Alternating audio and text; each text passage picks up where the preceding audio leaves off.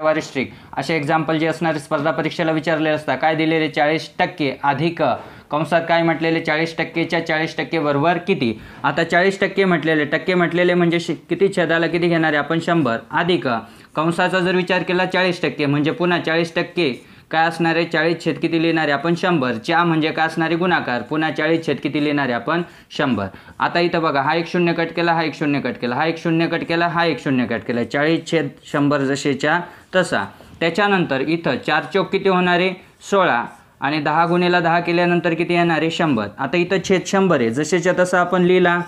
40 अधिक किती करणार आहे 16 किती मिळणार आहे आपल्याला 56.